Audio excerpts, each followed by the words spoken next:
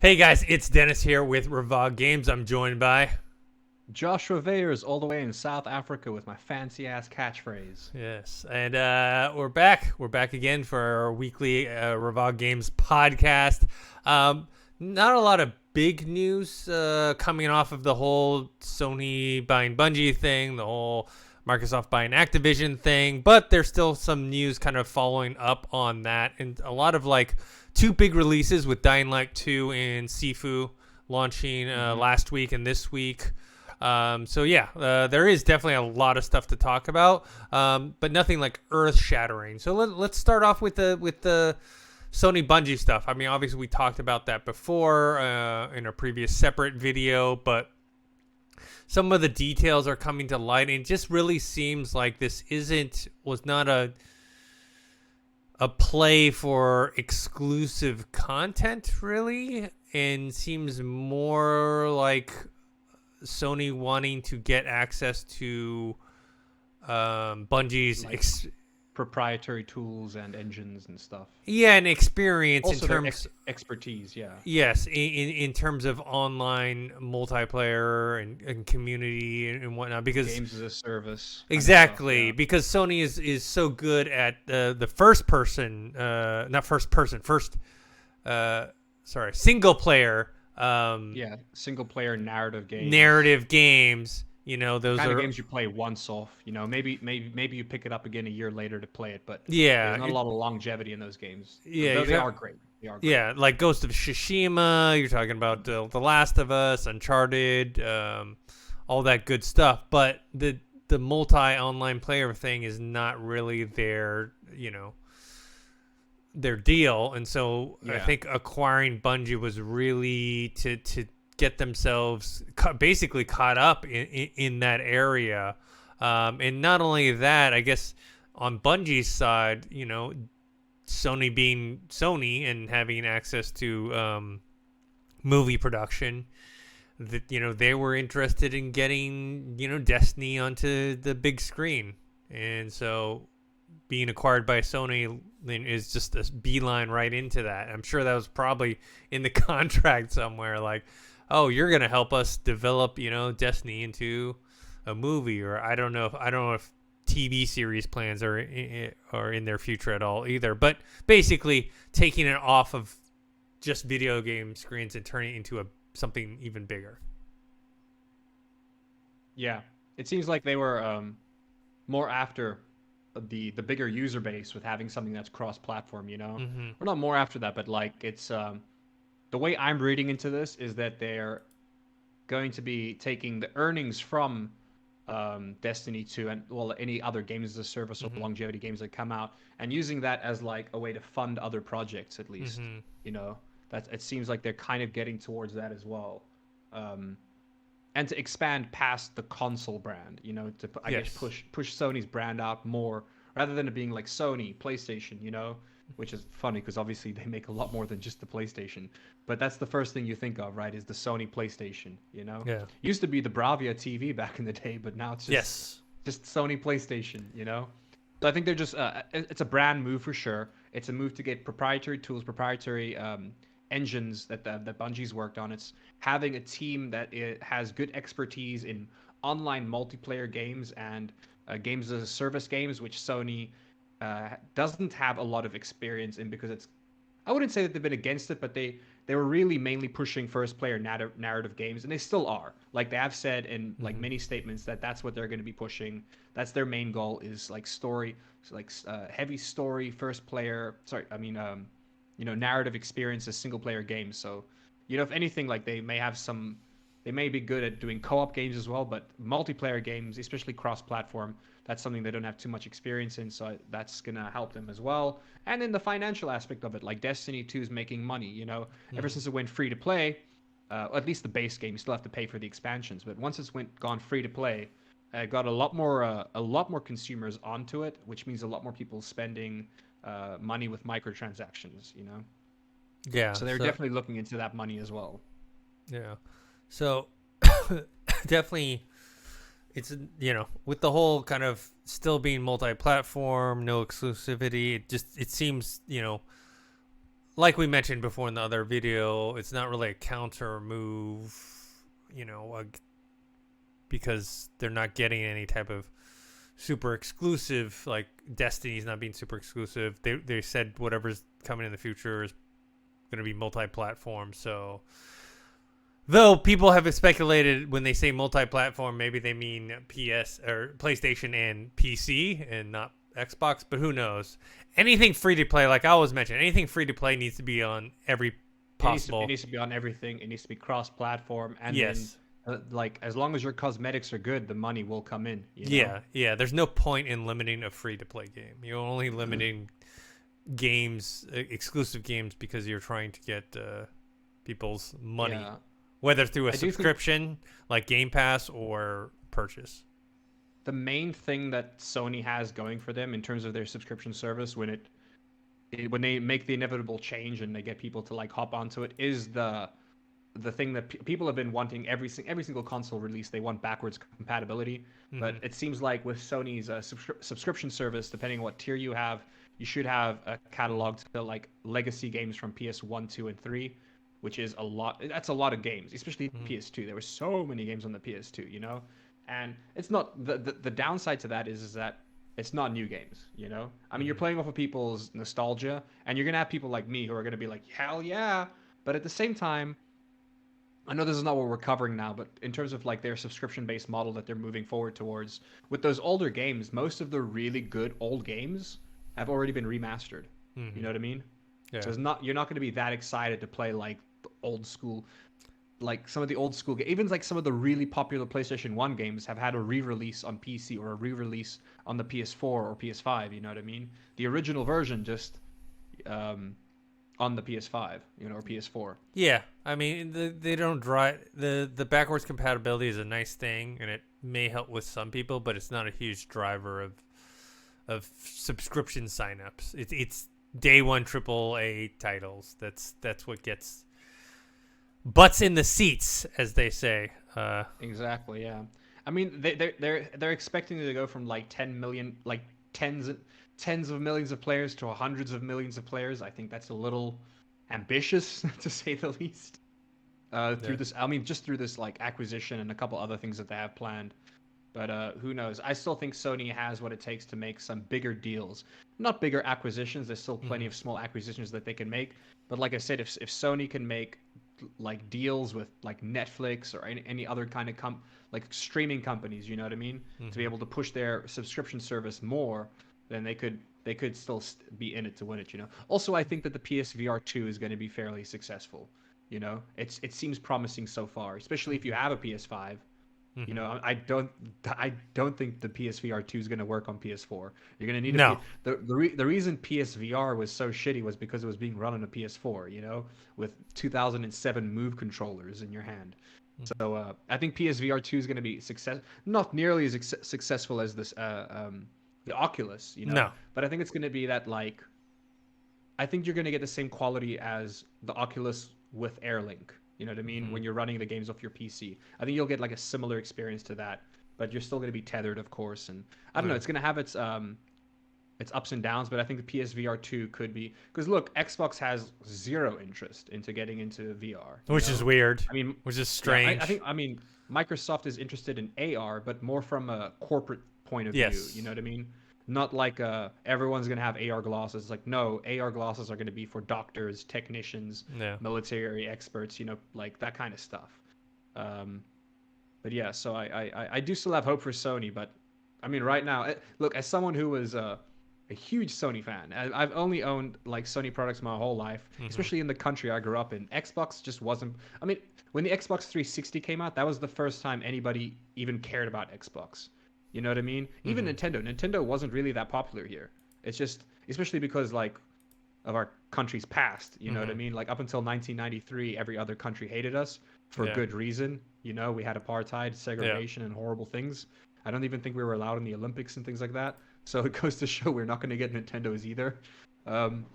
So yeah, my first experience was on a PlayStation, the original Sony PlayStation, like the big ass one that was supposed to be an expansion for the Nintendo. So as someone has been a diehard Sony fan, and I will always love Sony in my heart, but right now, dude, Xbox is where it's at. You know, Mm-hmm. I'd be lying to you if someone had to come up to me right now today and ask me if they should get a PlayStation or an Xbox. I would tell them to get an Xbox Series S. You know, because it's more affordable, and you can get a great catalog with Game Pass. Like, it's just it's really a no-brainer if you're looking at budget. You know what I mean? If you got the money for it and you want a PlayStation for its exclusives, the few that it does have nowadays, then go for it. You know. Um, but yeah, at least short term, Xbox is winning hard right now. You know. Yeah. So speaking of that, I saw this. I can't confirm this, but it's been going around on Twitter, a list of hardware sales. And I think worldwide still PS5 is barely winning in terms of not overall. Overall, it's still way more than the Series X and S. I'm talking about in January. Worldwide, it's like barely winning, but it's mainly because obviously in Japan, the PlayStation is, I can't tell what date this is or like how long this is for, but basically the numbers. Like in Japan, it's like 23,000 for PS5 and only like 2,000 for Xbox. I mean, Xbox in Japan is just like, for whatever reason, it's just like DOA. They don't care for the brand or whatever. Anyways. Yeah. But it makes sense. Sony it's a Japanese company. PlayStation, all the JRPG. It just makes sense, you know. Also, most JRPGs are on Sony. Mm-hmm. I don't know why. Most of them just are exclusive. Like, I guess it's because it's the same country. There's a lot of JRPGs that are only accessible on PC and PlayStation. Mm-hmm. You know, and there's no, like, as far as I know, exclusive deals. Maybe it's just like maybe they just don't want to be on Xbox. I don't know. It's really weird. Yeah. But in North America, supposedly the Xbox Series X/S outsold the PS5 84,000 to 57,000. Damn. Do you think that has to do with shortages as well? It might be, but it might be the whole game. I mean, Xbox did launch, both Halo Infinite and Forza Horizon 5 within a month of each other. I mean, that double, Yeah. Also, this thing, and all the acquisitions happening lately, like, I can see how people are more inclined to buy an Xbox than a PlayStation, That and this, with the chip shortage thing, remember, the Xbox Series S, the, less powerful one, is readily available. So... you can sell more, and two, I've been really looking into it. There's only one thing holding me back from getting an S, because I know it's less powerful. It doesn't. It can do 4K, but only at, I think, 60 FPS. 30. Is it 30? No, I believe it's 30. Because that's the whole selling point of the high-end consoles. It does 4K at 60 FPS, and it can do 8K at 30, I believe. Okay. Like, I know the PS5 can do that. So the Series S can do 4K at 30 FPS, which is still fine. Yeah. So it's not the hardware. It's not the graphics power that worries me, because number one, I don't have a 4K TV right now. And then two, I like that it's smaller. The only thing holding me back from getting one is the hard drive size. It's only, but you can buy you can just buy the expansion basically sets you at the price of getting an Xbox Series X. That's the problem. That is tricky. So it's a 500 gig hard drive, which is, basically after usable storage is taken, the OS is taking up the space. Usable storage is like 300 something, which is basically like 3 AAA title games, which is not a lot. Obviously you can install and reinstall, but it's kind of a pain in the ass. So the expansion slot, there's the 1 terabyte. It's like $200 and something. So you add that $200, and then you're basically at the Xbox Series X price of $500, which is a 1 terabyte hard drive. So that's the only thing really holding me back. But really, people are touting as probably the best deal in gaming is to buy an Xbox Series S and getting Game Pass, and this just kind of swapping out your games. If you can do 2-3 games at a time, versus like I think I have like 5 or 6 games like installed on my computer right now and swapping between them. But anyways, the point is it seems like for what maybe it's several reasons. Maybe it's all those reasons. Game Pass getting the AAA titles, the acquisitions, plus Xbox Series S being readily available. Sorry, I thought I had this wrong. The Series S is not 4K; it's 1440. But it does go up to 120 FPS at 1440. Okay. Which is great, if you have a monitor with that refresh rate. Yeah. But I did hear like non-game. It has upscaling to 4K. Though. Yes, and it also for non-game stuff, it still has 4K. Like for example, if you have Netflix on there and whatever, if it's just plain. Also Blu-ray. Yeah. Like 4K DVD, like 4K DVDs or Blu-rays. Well, it doesn't have a hard drive, or sorry, it doesn't have a disc drive. Remember? Oh right, the Series S. Yeah. It's digital only. But yeah, it's got 4K video. Yeah. Yeah. So, anyways, point being is, take a. See how that goes. See if that trend kind of remains, and see what Sony is gonna, do in terms of acquisitions in the future. And we had speculated about that in our other video. Anyways, let's talk about the two big games that came out recently. Yeah. You have Dying Light 2, which is one of the most. I remember on Steam it was that and Elden Ring kind of fighting out for the most like pre-ordered game.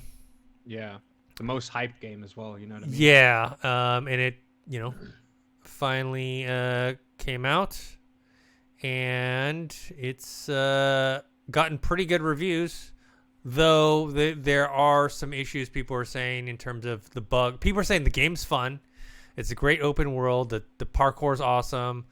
They said the story is weak. The characters are weak. And there's lots of bugs in it. I mean, day one, there was a day one patch that had like 1,000 bug fixes. 1,000. Yeah. Because I guess the media who got, copies in advance. It's still doing better than Battlefield, which Battlefield's been given up on. You know what I mean? They've literally given up on Battlefield. So at least it's still better than Battlefield.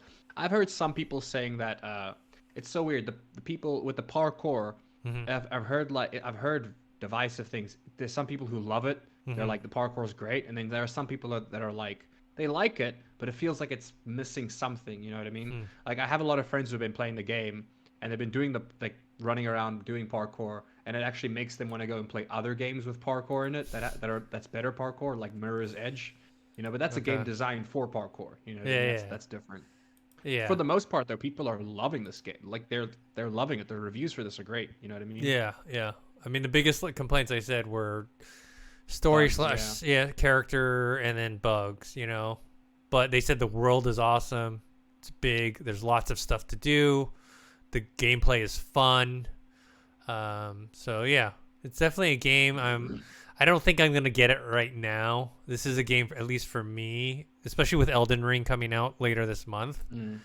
I think this is a game I will probably get when it goes on sale, for like 30, or if it comes to Game Pass, who knows? I'm just gonna wait a month for like a couple patches to come out. I'll wait a month, maybe a month and a half. The game's not going anywhere. I'd like to play it while the hype is out, but I'll wait for a month just to make sure they patch out all the bugs. They'd probably be patched out sooner than that, in my opinion. You know what I mean? But yeah, people hate the main character. Not hate it, but they're like, he's dull. Yeah. Like the person, like you are, like Aiden, he's quite boring, apparently, which is hilarious. Yeah, I'll pick up the game in like a month. Elden Ring is the kind of game that I'm going to be picking up on launch because that's just my kind of game. Like my issue is I am gonna play Dying Light 2, but I didn't enjoy Dying Light 1. Like I'm the only person I know that didn't. It's just not my game, So a game can be great, but it can just not be your game, Yeah. What was your issues with the first game? I'm just wondering, like, to the second game, if they are gonna fix those issues or what? It was like movement. I don't know. It just gave me anxiety, dude. I don't know why. Like, it gave me. You know what? It could be because it was so long ago, Dennis. I think I could actually be confusing Dying Light with Outlast. I Which one think was I am Outlast? actually I don't know. Outlast is nothing like this game. And Outlast was just I don't do good with scary games, and I think that's what it was. I think I confused. I don't think I ever played the first Dying Light. Okay. I think the reason I never played it was because even like back then, I always confused Dying Light and Outlast, even though they're two very very different games, you know. But in my mind, for some reason, I always confuse them. I don't know. I gotta take a look at Dying Light 1 again then. But yeah, I don't. I know it's just one of those things where I thought it was a scary game, and I don't for a second try out scary games because I know I'm not gonna get a good time. I hate scary games. I hate scary movies. If I'm looking to enjoy my time, it's not getting scared. You know, I'll leave that for Halloween. But yeah, the game looks great though. The game looks fun, especially the big open world aspect to it. Like that's what I just want to play it. Yeah. So I am probably will wait longer than you. I'll wait a few hours, or not a few hours, few months. Sorry, few months. Interesting enough, there's gonna be a Nintendo Switch version of the game, but they said I can. Is it gonna be cloud based though? I'm assuming it's cloud based. I don't know, but they said within 6 months, so I'm not too sure. But look, I mean, from what this could be wrong. From other articles I've read though, supposedly the reason it took so long to release Dying Light 2 is because they had to downscale it and downgrade it for consoles. Which makes sense to me. You know, I mean, even Cyberpunk, like most of Cyberpunk's delays were because they couldn't get it ready for console. Little did we know there was a reason why they were struggling with the console release. Yeah. But it seems like moving forward, especially with older consoles like the PS4, I can see game studios having a really difficult time where it's like you want to create this next gen game, but then you also need to figure out a way to downgrade it for console. You know what I mean, or certain consoles. It puts developers in like a tricky position, I think. You know, I'm sure the Dying Light devs, if they wanted, like they probably wanted to release this game a while ago when it was ready for PC. You know, but then it's like you lose out on a certain amount of sales because if it comes out on PC first, not only are you dealing with piracy because piracy on PC is much easier than consoles, you're also dealing with spoilers and people are just gonna watch it online and then not buy the game. You know what I mean? So I can see why. Anyways, it's getting great reviews. Exciting stuff. Yeah. So let's talk about the other big game that actually came out today, but there was a lot of reviews beforehand.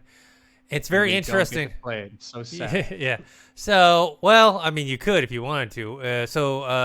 Sifu, by developer Slowclap, launched today. It's actually available on PlayStation 5, PlayStation 4, and PC. It is on PC? Yeah, it is on PC. So, hell yeah.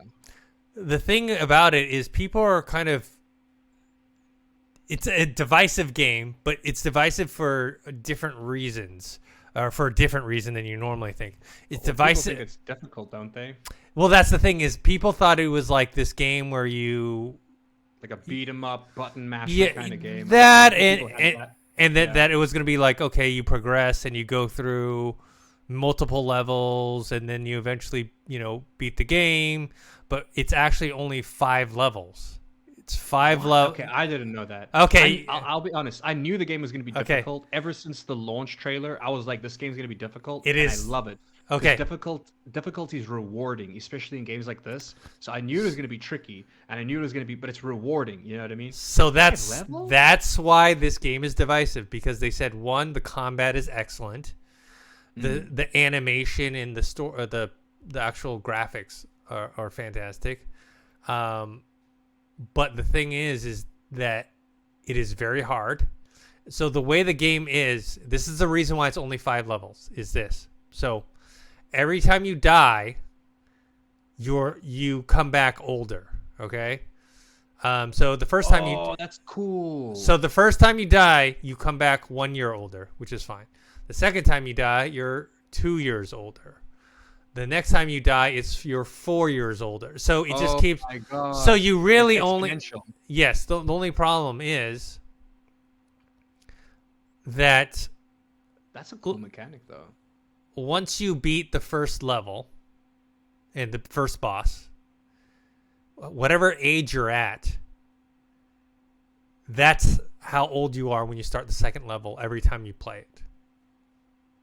So you can't die. So you can can't see how people hate it, but yes, man, that's so cool. So you can't die a lot, because if you die a lot, let's say you did beat You the gotta first stick- level, yeah. but you're like freaking 65 or whatever age it is, and you've only got like maybe 2 or 3 more deaths in you.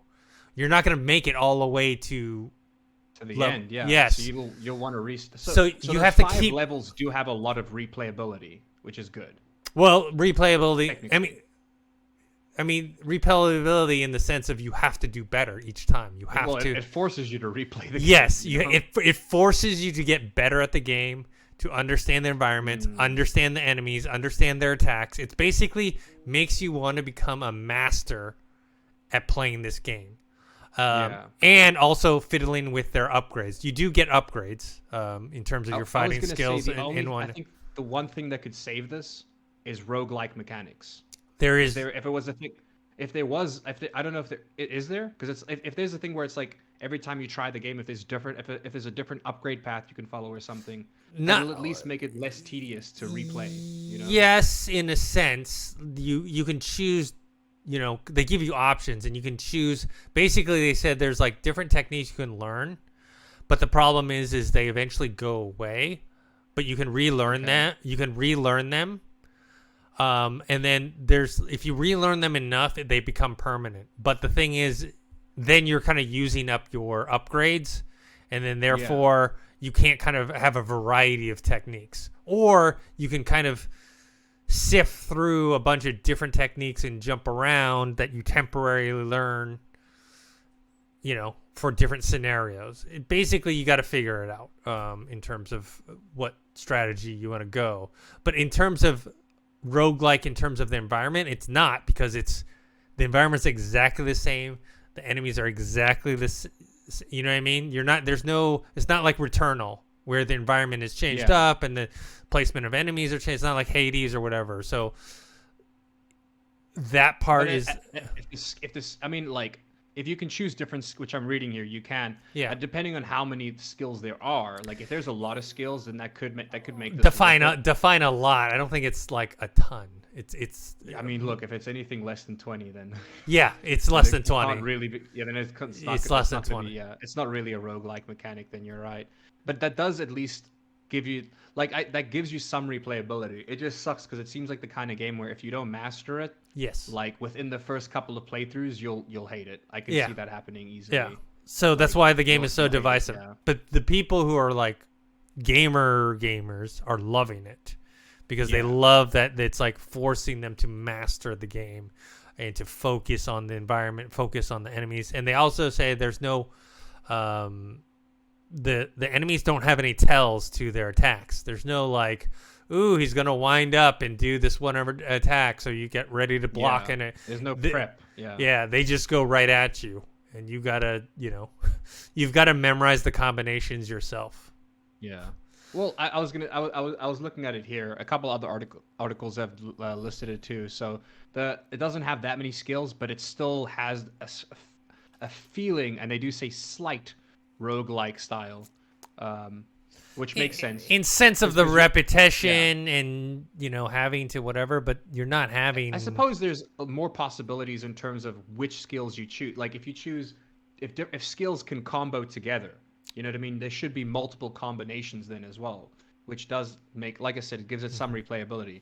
But only to a certain point. After a while, your casual gamer, I can see them really hating this game. If they can't get past like the second level without reaching like age 100, I can see them getting really upset at this game, Yes. I knew this game was going to be difficult, but all these mechanics that you're telling me about, they just make me want to play the game more. It seems the more challenging it is, the more rewarding it's going to be. That's the reason Dark Souls is so popular. Like that game, the first time I played Dark Souls, Dennis, I hated that game. I hated how angry I was getting. I hated how frustrating it made me feel. But then like the first time I killed like my first boss, dude, I was on a high for like 2 hours running around my house screaming like, yeah, I fucking did it. You know what I mean? That sounds like this game. That sounds like this game. They said level... They said level 2. Yeah, go ahead. I said I like Dark Souls games like Dark Souls. When I beat them or do well in them, I literally feel like a $50 million athlete getting paid to win. You know what I mean? Like I don't know. I get so excited about it. So they said level 2 is actually the hardest on this game because it's just in terms of like trying to get to the end boss. I think it's a longer route. Well, I think that's the difficulty barrier as well, because by the time you're on level 3, you'll have bumped into more shrines, or you'll have died more times to get more skills. Because you get skills through either dying or finding a shrine. So I Yeah. can see how level 2 can kind of be like a bit of a bottleneck, you know what I mean? In terms of not getting enough shrines or not dying enough times possibly. Because you don't want to die, you don't want to die in this Yeah. game essentially, because you'll get older, like you said. So you want to find shrines, which means that if you don't die in level 1 and you don't die in level 2, which ideally, as you're playing the game more, that's how you want to do it, you'll get less skills. So I can see there being a bit of a bottleneck at 2. Whereas, like, by the time you're in level 3 or 4, you've probably bumped into a lot more shrines, or you've died a couple more times, which means you'll have more abilities. So I do see level 2 being the more difficult one and having a slight bottleneck. Yeah. So basically, it's. They said the game is like really like it's not long, right? It's five levels. I think. If you made the run through the first time, which is impossible because no one can do that because you're just not skilled enough. Yeah. Wait for those speedrunners to get their hands on it. Yeah, but I mean, even the speedrunners are gonna have to practice. There's no way. They'll find glitches. That's how speedrunning works, really. Yeah. You find glitches, game-breaking glitches. It gets patched, and then it's like now you get to set a new speedrunning record. Yeah. So, anyways, so the game isn't that long, but they said it's still the average person takes about 10 hours to beat the game because they have to play it that much in order to get skilled enough to actually get to that I think level. I can do it quicker than that. I'm now at the point where I can beat Hades almost every single time on my first run. Mm-hmm. But to be fair, in Hades, the first time, if like a clean boot, whenever you boot Hades, the first time you usually get a 30% buff in skill choices. So it doesn't give you a 30% buff, but you get offered better skills as you progress in the game. So it's one of those things in the speedrunner community. If you want to do a speedrun of Hades, it's kind of in your favor because your first run you get better skills. In your second, because it's your first ever run in the game, your second run, third run, it's all normal at that point. But I don't know. I reckon I could beat this game in less than 10 hours. Yeah. All right. Oh wait, no. There's one more thing about this. Did you see? I was gonna say, to be fair, I found the Star Wars game too easy. Remember, like I thought, like even on its hard, like I thought the hard difficulty was more like a medium difficulty. Okay. I just played normal. So yeah. I play Like, most did games normal. I played normal, but it was just too easy for me, man. I played hard, and it was just the right challenge for me. Yeah. But the only thing that game changed was your response time. The game was still exactly the same. It was just your parry time changed. Normal, you could parry a lot easier. Hard, you have to be a lot quicker in the parry. I'm excited to play this game, especially I thought it was PlayStation only, so I'm really excited to play this on PC and give it a try. Maybe I'll be able to do a spoiler review. Yeah. All right. The one last thing before we move on is they also released I Like This, which is a live action trailer. So they had their regular trailer, obviously, that shows off the game, but they had a live action trailer that was like a little, short film, basically. Did you check that out? Yeah, I did. It was pretty cool, pretty well done. The only thing that bothered me was when they put on the beard. When they tried to make him older, the beard was like, okay, they just... I think they good, though. I mean, well, sorry, how to explain this? A lot of people struggle to film action scenes. Yes. You know what I mean? And they did a really good job here filming like the hand-to-hand combat. It reminded me of Daredevil, the series. Yeah. Just the way they shot it, Yeah, so I thought that was really cool. I like to see live action adaptations of video game stuff just to see, even if it's in a short format. But well done. The game's getting a lot of buzz. Let's see how it does. Let's move on. A lot of small bits of news. Suicide Squad Kill the Justice League has been reportedly delayed until 2023. That's sad. I was really looking forward to that game. Yeah. More so than Gotham Knights, which is interesting. Because originally I was way more stoked for that game. But then I saw the gameplay trailer for Justice League and I was like, oh, this is going to be fun. This is going to be really fun. Yeah, I don't remember. I thought we might have predicted this before. I think we did. I think we said both. Like, I think we said both games is going to be. Well, both got delayed, and then Gotham Knights Yeah. just had, just seemed to be We more. haven't heard about Gotham Knights in a while.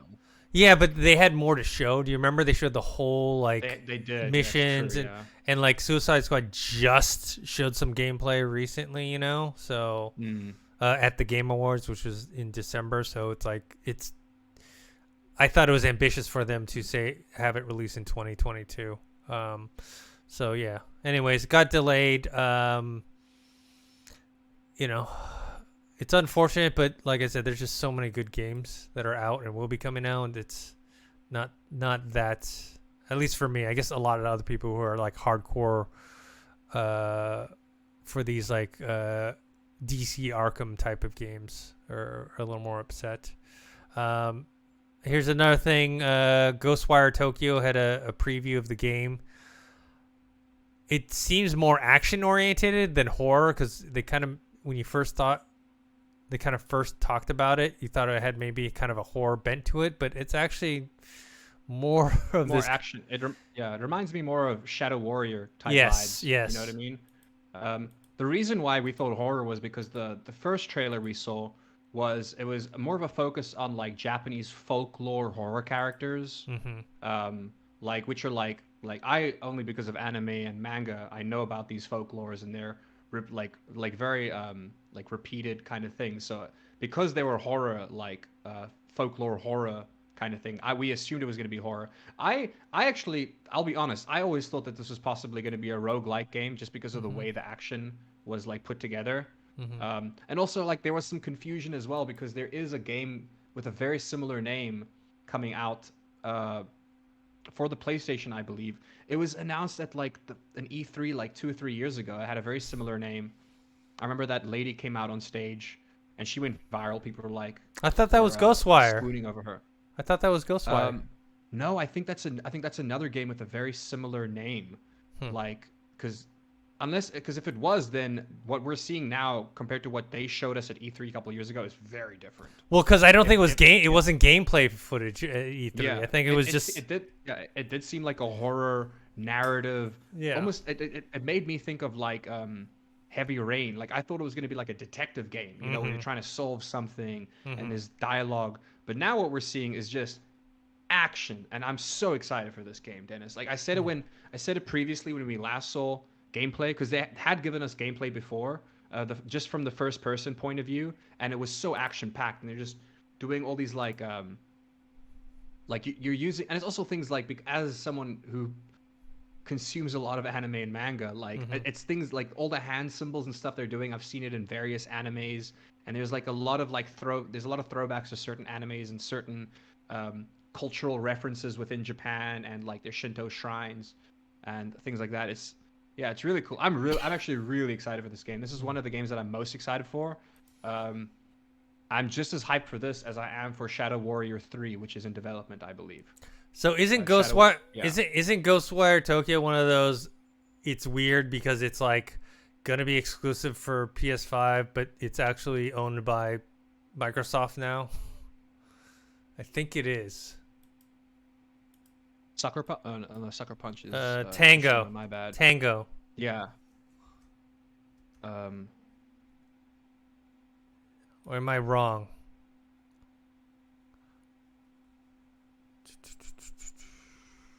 Yep. ZeniMax. ZeniMax, yeah. Yeah, so it's like that death. It's like the Deathloop thing. Yeah, it's like the Deathloop thing. Contractually, it'll be on PlayStation, but I suppose I hope it does come to Game Pass eventually, or like one day in the future. It will, but it's probably maybe a year off or something. I was gonna say it's gonna be like a year. It's probably a year contract or longer. Who knows? All right, moving on. This one was pretty big news, but it happened about a week ago, which was the the Halo TV series trailer. We'd seen like a kind of a teaser trailer before, and now kind of a full trailer had come out. A lot of hubbub about Cortana and the way she looks, because it doesn't look like anything like the Cortana that we know from the games, and it's not like a technical reason. It just seems like a a choice on their part to not have her like a holographic blue. Yeah, it makes me People, think of Borderlands, and like when Borderlands went through this thing where like it also had like a Cortana like character, if you will, mm-hmm, which was kind of guiding you, the Vault Hunter, and it mm-hmm, was always just this like face. It wasn't. It was a real life face, but it would like almost like get that whole like staticky feeling of like old TV screens. And then I mm-hmm, think in the second game they just straight up they were like they leaned more into it and just gave us like a real. mm-hmm, It just didn't feel right in the game because you're playing a game and then you see a real person on your screen, but mm-hmm, everything else is game graphics. You know, is mm-hmm. I don't know. I'll be honest, I don't. But like I don't hate it, but I don't like it either. I'm looking at her right now. I don't Uh, hate it, but I don't like it. I'm not a I don't get. fan. Do you think it was a budget reason? No, it's not a dude. Like The hologram. couldn't be, right? No, I can make the hologram. If you give me her, shoot the actress on a green screen, I can make her look like a hologram. I was gonna say this, Give me like, the raw I feel like you footage. can just hopefully this is a Sonic moment, you know, where they realize, okay, you know what, people don't like this, and Hopefully, they don't have to remove her. They can just literally they can just put a Snapchat filter on her for all for all I care. You know what I mean? They can literally just put a filter uh, on this lady. Like I said, I don't hate it, but I don't like it either. You know, because it's not uh, what we're used to. You know, and it's also just because it's like.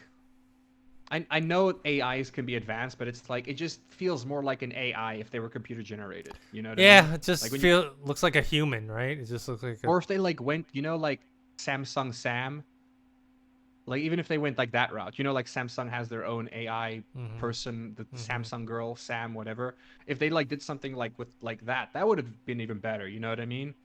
Like hell, they could have gone like freaking Horizon Zero, like they could have gone like super graphics. They could have just given us a really detailed Unreal Engine, like the latest Unreal Engine character. You know, some of the character development on Unreal Engine is insane.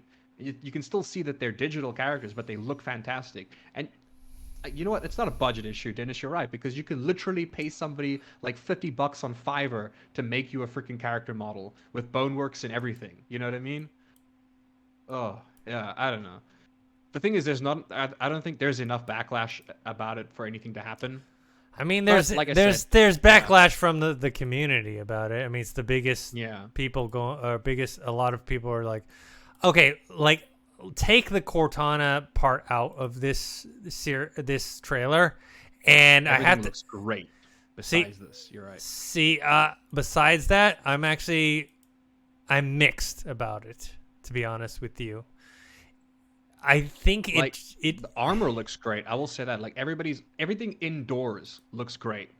A couple of the outdoor shot does look iffy. I'm not gonna lie to you, but everything indoors looks pretty freaking great in my opinion. You know. I But I think guess then you can control your lighting, and it's a lot easier for VFX when you can yeah. control your lighting better. The Warthog doesn't look too bad. You know, I'm just how is it that concerned. the grunts or what are they? What the Not the elites? grunts. Elites? Yeah, like how is it that they look more? How is it that Cortana looks more real than them? You know what I mean? Yeah. Like that doesn't make sense to me. You can't have your AI character be played by a real person and then by proxy look more real than the real life aliens you're fighting against. You know what I mean? Yeah. I Like don't know. It's a bit like immersion breaking. I don't know what it is. If maybe they still need to polish it up a bit, but just there's a look to the overall thing with the CG, and even just like the production value, where I can tell they spent money on it, but at the same time, there's a certain level of polish. I don't know if it's the camera they're using or what, but maybe they like shot it in like 60 FPS or something. There's just something about it that like makes it a little too clinical for me. Yeah. I just Look, Cortana doesn't look too bad when she's like minimized, but as soon as they do the zoom in on, because her body is still like what's the word I'm looking for? Like that whole cybernetic like fading in and out kind of hologram. But then when they do the zoom in on her, she looks really real. I will say that the some of the movement looks clunky, but in terms of I feel like I'm not seeing what you're seeing because most of the shots I'm looking at here look pretty good. like really good, especially in terms of like cinematography, CGI. Like I want to say like 9 out of 10 like shots are pretty damn near perfect. I'll say the aliens move around a bit clunky, a bit like heavy, To So I feel me, like combat might not look that good in certain shots, but there's a lot of shots that they get right and they do really well. yeah, I get, there's just some sort of a digitalness, I guess, a kind of a CG-ness to it. And obviously, I know it's CG. Yeah, I think, I'm not getting that at all though. I'm getting yeah, like Mandalorian vibes on this. yeah. Like it for me it looks very similar to Mandalorian, at least like a lot of the outdoor stuff. But then it's like the close-ups they look so sharp and good, and I don't know. Like I said, I'd say my biggest issue with the show is the fact that like you're fighting aliens, right? But then your freaking AI that follows you around looks more real than the aliens. You can't have that. Like the aliens don't look bad, but when you have an AI that's a real person, it then makes the real life alien, well, sorry, the real life in quotation marks, the real life aliens, it makes them, I don't know, it's a bit immersion breaking for me. You know what I mean? It breaks the immersion slightly. But overall, this looks good. Are you sure you're watching this in 1080p right now? Yeah. No, it's not an issue of resolution because I actually think the resolution is part of the problem. It just looks a little too. Do you Yeah. think it's just like do you think it's the film grain, or maybe like, yeah, do you think it's the film grain that you're? I don't actually. There's like most, like I said, most of everything I'm looking at here looks really sharp. Yeah, I think too sharp for my Mm. taste. Okay, I will say some of that. I forget what it's called, but what's the effects you have on guns? The flashes. Muzzle There's a specific flashes. name for it. Muzzle. Yeah, the muzzle. Some of those muzzle flashes do not look good. I'll be honest, which is hilarious because it's like one of the easiest things in editing and CGI is to do a good muzzle flash. Well, okay, yeah, in the grand scheme of things, it's pretty easy in terms of like editing and CGI and stuff. Like you could probably do a better. Like it looks like the muzzle flash was done in After Effects. Yeah. But And man, a lot of these shots look crisp. yeah. Like I got no complaints. Well, let's move forward though, because there's nothing we can really say about it until we see like reviews come out. Well, What's okay. the story going to be like? So it's going to be on Paramount Plus on March 24th, 2022. So it's about a month and a half away. So we'll really see. That's soon. Wow. Yes, very, very soon. So check that out. Remember, it got moved from Showtime to Paramount Plus. To Paramount Plus, yeah. Yeah. Which means I'll have to pirate it. All right. 'Cause it's Okay. the only way I can watch it. It's not in my country. VPNs don't work anymore. Here we go. A bunch of small news. Hyperscape, Ubisoft's Battle Royale got shut down. Not. I like the game. It just sucks because it was just they released it at the wrong time. It's an oversaturated market. The game is fun. It reminds me of like Unreal Tournament actually. It really reminds me of Unreal Tournament, like rail shooter kind of weapons, and it's like there's like I don't know, there's like an arcade feeling about it that we can run around, jump around. Like I said, last time I played the game, because the player base is so small, you jump into a game and the map's already shrunk to half the size because there's not enough players to populate the whole map. Because the map shrinks as you're playing, like most battle royales. So yeah, you start the game off and the map's already super tiny because there's only like 4 other people in the map. So it's just so sad because honestly, I feel like this game actually really it could have gone somewhere if it had come out years before. Like if it just came out way before half these other battle royales came out. You know what I mean? Yeah, I mean, Yeah.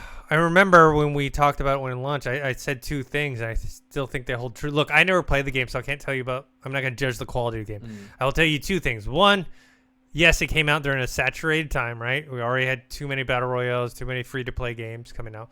And 2, it didn't have a distinctive look to it, right? Yeah. Fortnite has a distinctive look to it. Apex Legends has a distinctive look to it. I mean, even Call of Duty Warzone has their own thing. Halo Infinite has their own thing.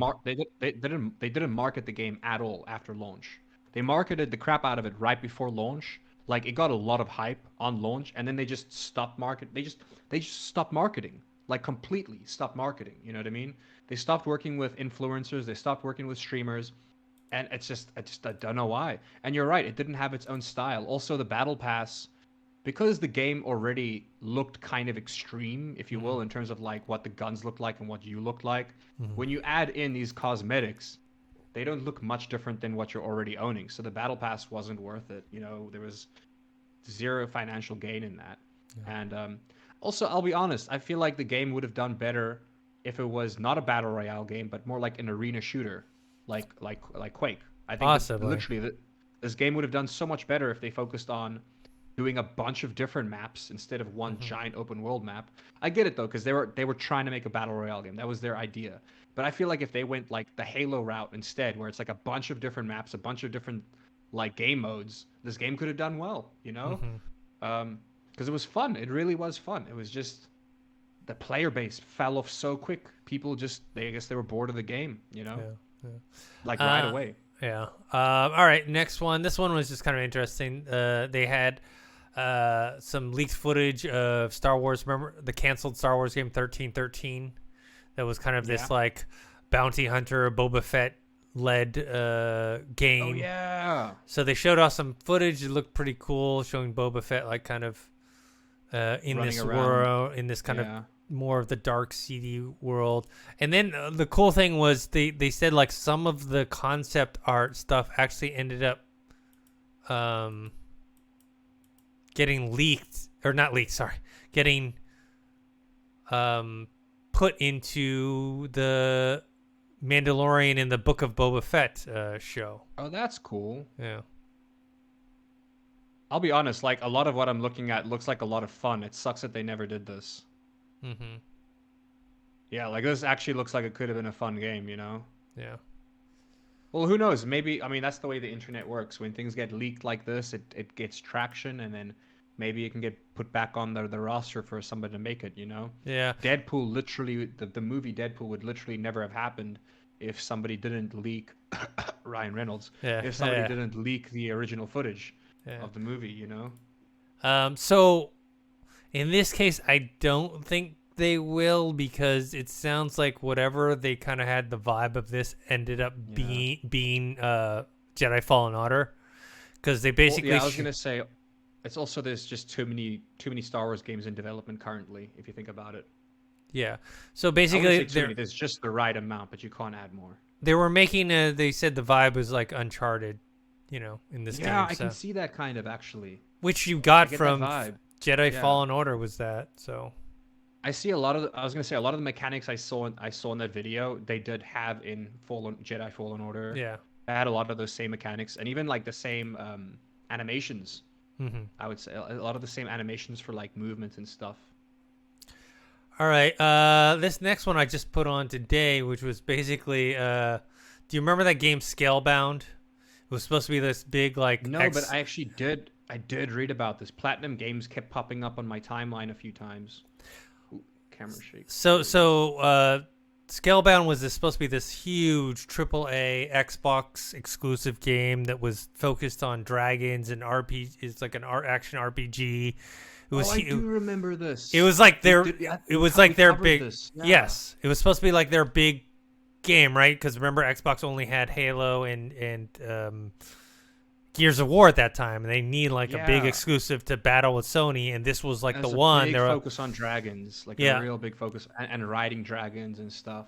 And then it ended up getting canceled, and so Platinum Games, who was developing it, is basically like trying to appeal to Phil Spencer, like, hey man, we want to like finish this game, we want to like come back to it and work on it and finish it. Because wasn't it like they bit off too much? Like it was just too much, or like yes. they bit off more than they could chew. Like it was just a much bigger undertaking than they were expecting.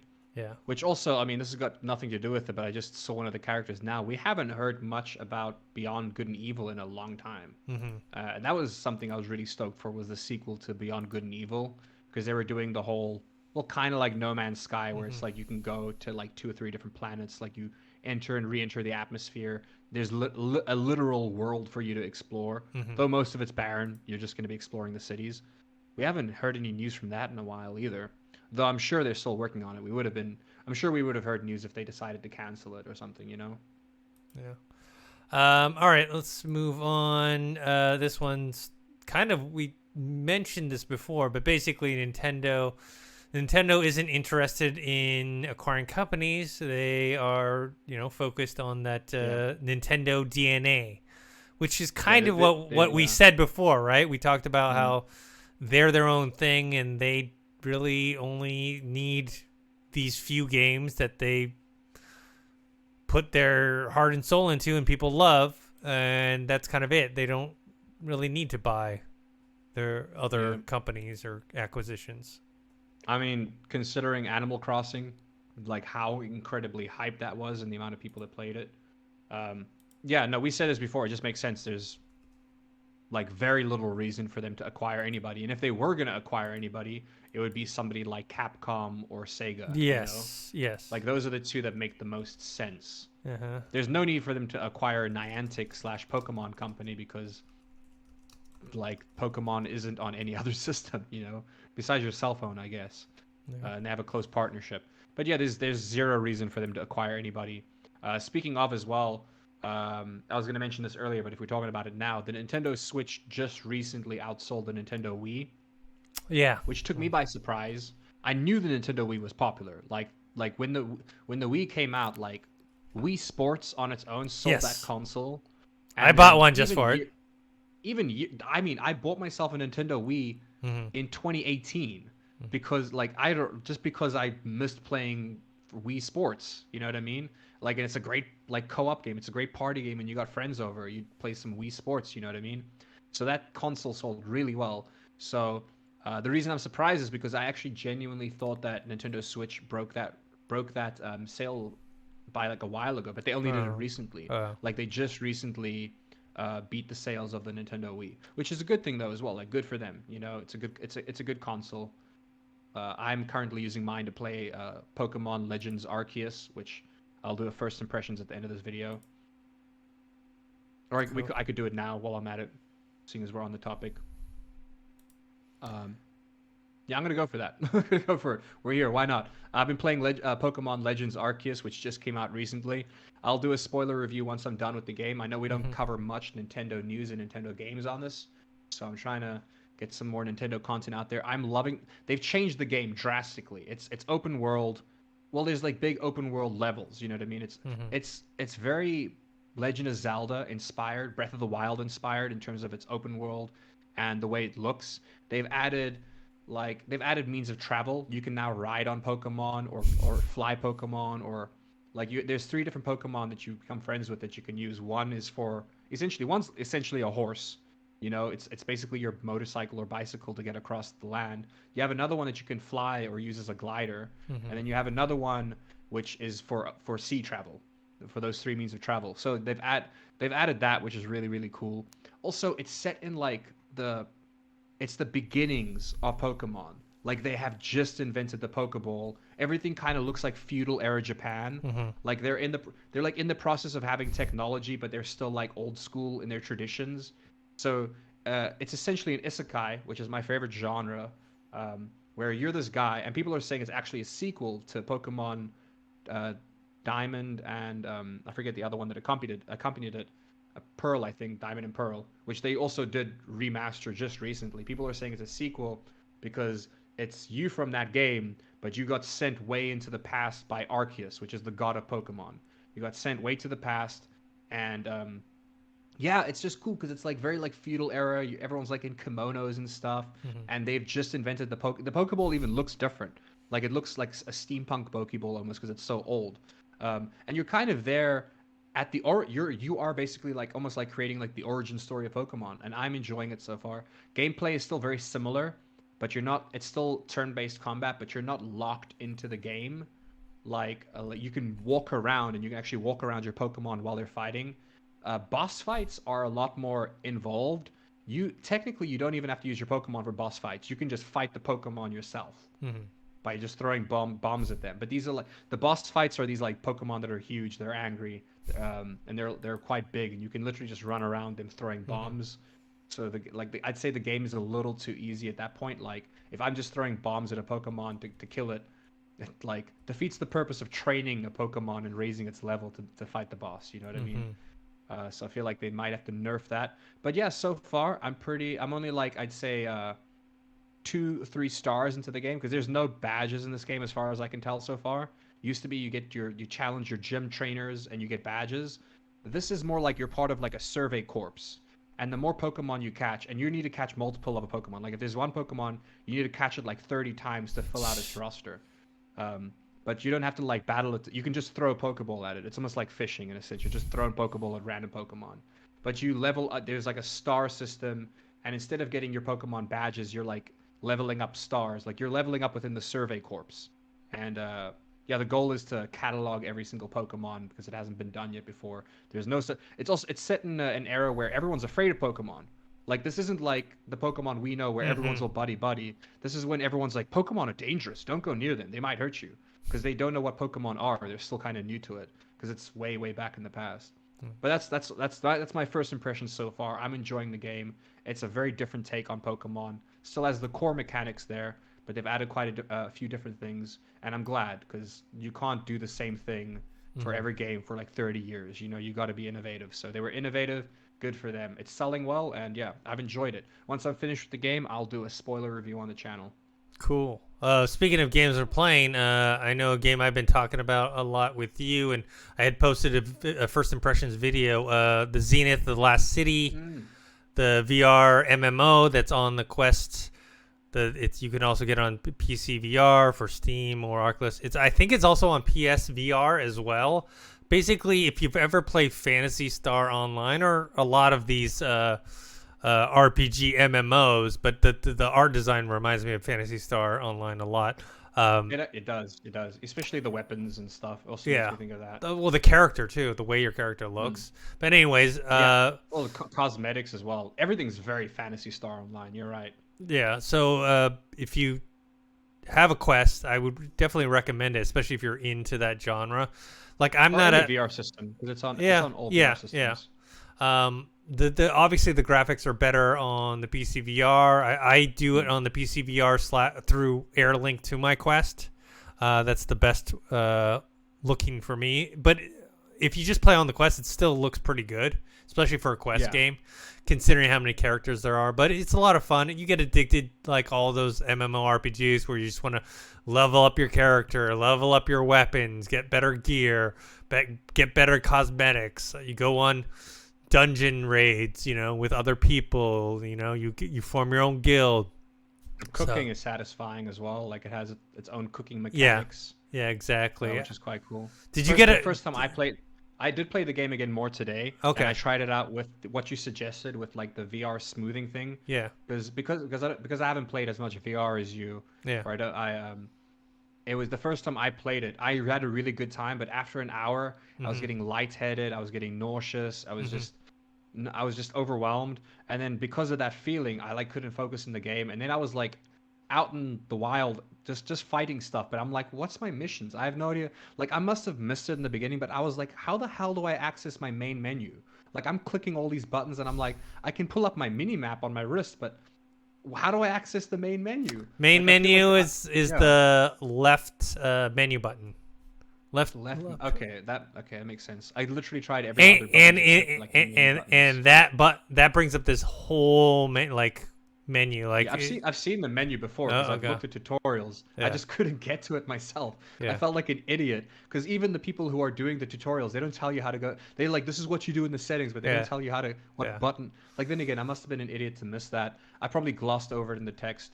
I was a bit overwhelmed at first, but I will say I played it again today and I had a really good time.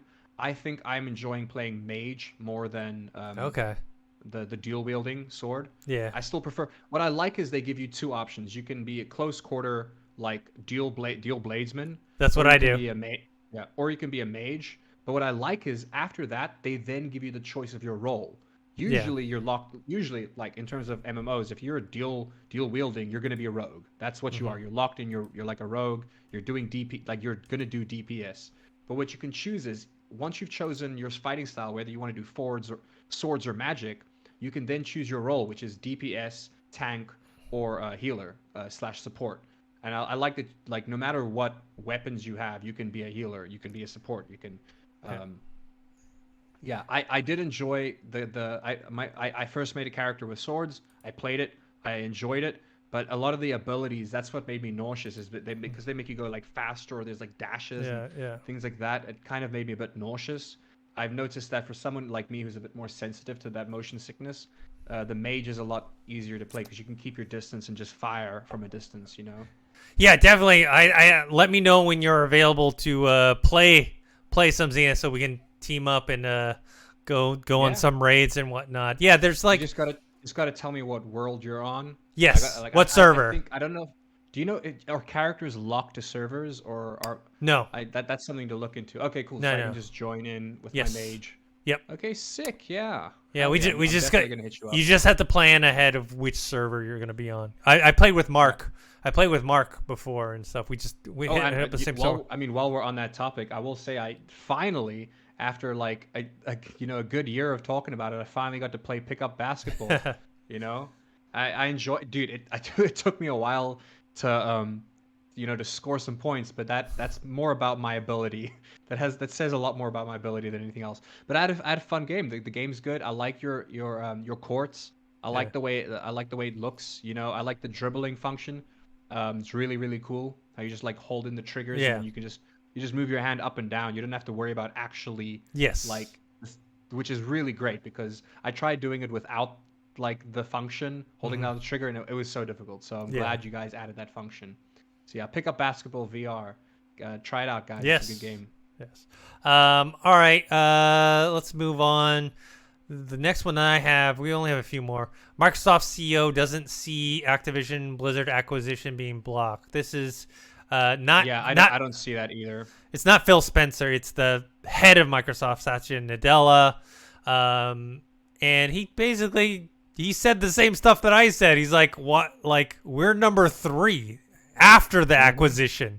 How can we be monopoly? Like our market share is in the he said in the teens. Like, how is that a monopoly?" And I made the same argument before. The only reason they're getting investigated is because they're an American company. I don't think that the government can go and investigate Tencent or so. You know what I mean? Like they just can't. But it's like you said, it's the dumbest. You can't be the third. You can't be the third best or third biggest, and then people say, "Oh, you have a monopoly." Yeah. Hell no. Yeah. That's dumb. Yeah. It's definitely not going to get blocked. It's 100% going to go through. Yeah. All right. I think you had a few things about the Steam Deck and some other things. Yeah, I got a couple things here. Google Stadia is getting rebranded.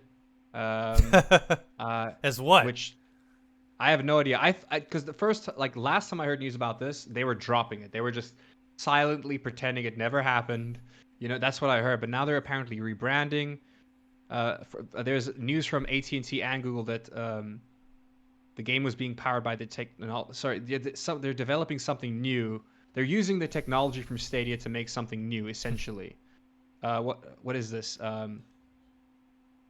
Like, I guess you're going to be able to stream games just through your browser, you know, but using Stadia's technology. So you could stream Batman Arkham Knight free of charge on Microsoft Edge and Google Chrome desktop browsers, and that was using Google Stadia's technology. So it seems like they're rebranding it and trying something else with it, or at least they're using the technology and not letting it go to waste. They need to they need to team up with the Sony. I mean, that would be a good. They do because they got no games. That's the thing. Remember, they dropped their studio. They're like, we're stopping all this first party exclusive game stuff because we can't get it right or whatever. And so the only way you're gonna get people on your service is if you have exclusive games, and we already know this. You know, like Game Pass is already. Oh, it's gonna be. Sorry, it's Google Stream. That's what they're really ingenious naming here, guys. That's Google Stream.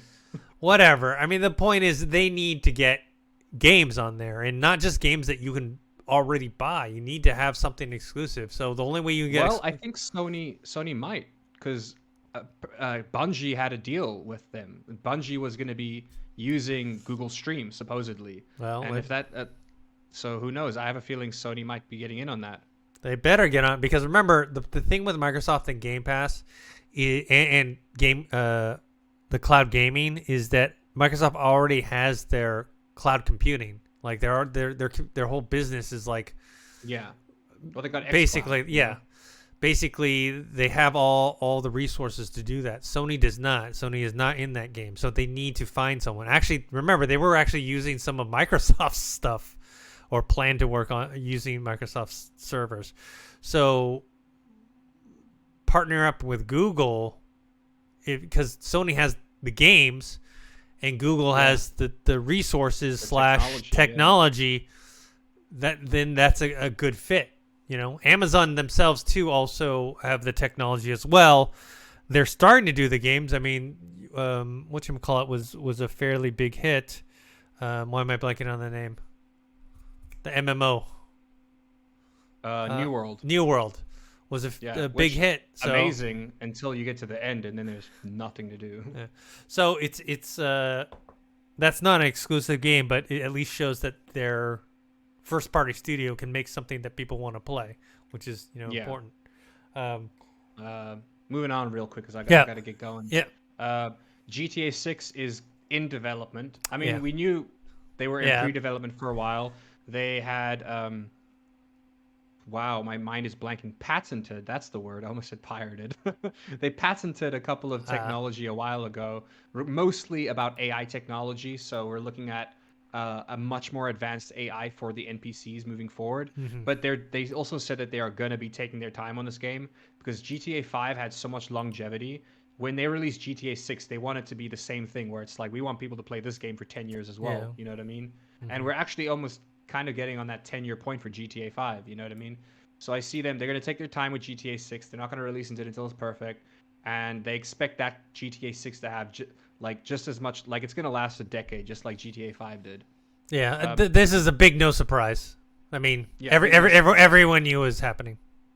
This little bit of news is it's just I would love to see this happen. Actually, it's not going to happen, but I would love to see this happen. What? But Tom Holland said he would love to do a live action of Jak and Daxter. And I love the Jak and Daxter series. I love that series. I've played that trilogy so many times. Well, there's a fourth game, and that's a racing game. I played all four of those games multiple times on my PlayStation 4. Like I bought them. They were like remastered. They were remastered for the PS3, and then they got brought into the PS4, but it was still the PS3 remaster. Anyways, but he sees it as being like a really, really weird and really dark adaptation. But he wants to do a movie. And considering how out there the characters look, it's going to be weird. And, well, here's the thing. The first game wasn't dark. Second game, it was edgy. The third game was like a post-apocalyptic, like Mad Max-ish kind of, like the series did get dark. So that it does have the capabilities of being a dark series, but I don't know, man. I would like that. He also said that he would love to see a third Andrew Garfield Spider-Man movie, which I would as well. Andrew Garfield said he's up for it. A lot of people are pulling for it, so maybe I'm holding thumbs, but maybe they'll finally make that third installment of The Amazing Spider-Man. And if they do, I hope they set it, because Andrew Garfield's older now, I hope they set it, like a middle-aged Spider-Man. That'd be great to see. Like the Spider-Man we saw in Into the Spider-Verse, He's got the belly, he's a bit washed up. That's the Spider-Man I want to see, you know what I mean? If you can make that guy a hero, a lot of people, including myself, are going to feel better about themselves, okay? Yeah. I'm going to scrap this because I didn't have time for that. I'll scrap that as well. Okay, yeah, I'll just I'll end off on this, which is that the a lot of influencers, well, tech influencers, have got their hands on the Steam Deck, and people are really surprised with it. It's doing really good. Their micro SD is fast, almost as fast as an SSD.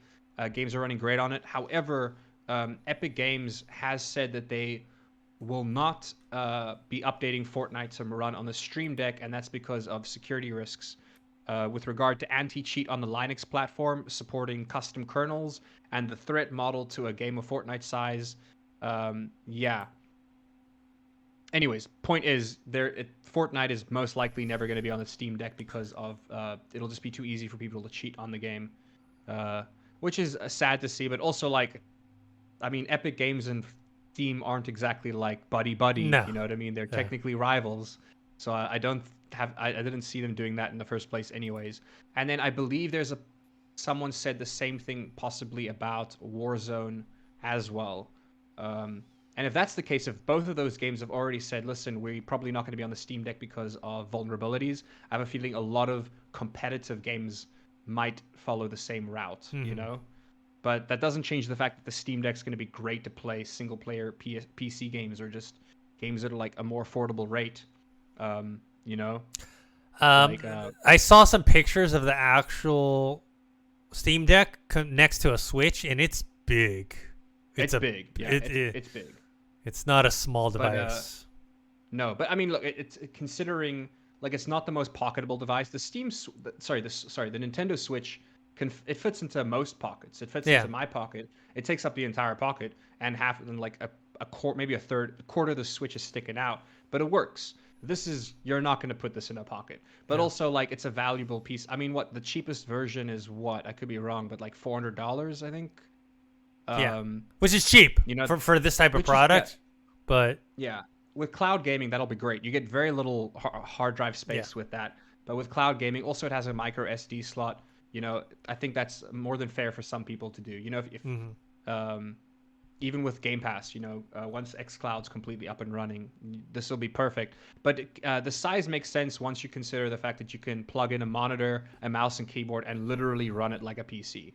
You know, you can literally run it the same way as a PC. Just have it like set off to the side and just plug it into a monitor and a mouse and keyboard.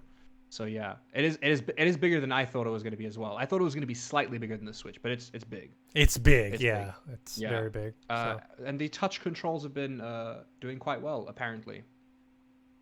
Yeah, it's definitely something that if someone gave it to me for free, I would be very excited to have it. But I just don't have any.